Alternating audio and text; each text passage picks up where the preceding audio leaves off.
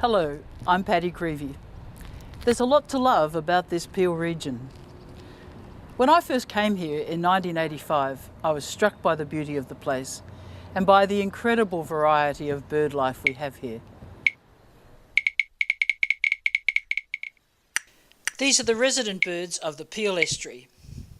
Each spring, new flocks of birds arrive. These shorebirds have come here from their breeding grounds in the Arctic to feed. Their arrival at our wetlands is the end of their amazing journey. In the summer of 2007, on these islands behind me, two birds were tagged. One was a red knot, the other a curlew sandpiper. After they were tagged, they started their journey northward. And then in July 2008, these birds were discovered. They were near the Yellow Sea, near Beijing, and they had travelled an incredible 8,000 kilometres.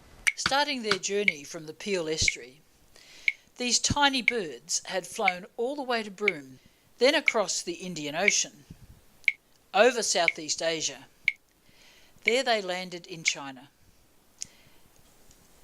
They were then spotted by two researchers.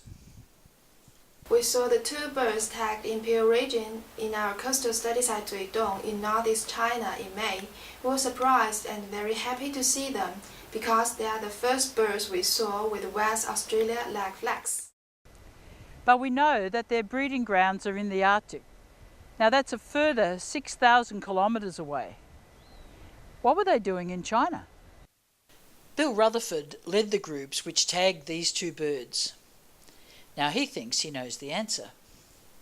The birds stopped off in China to refuel for the next stage in their migration northwards to the Arctic Circle. To understand this process, we can use the example of a freeway that starts in Perth and finishes in Darwin. If we were to travel up that freeway, we would need to stop at various stages along the way to refuel our vehicle. The Yellow Sea is a refuelling stop for these migratory shorebirds on their journey north and south.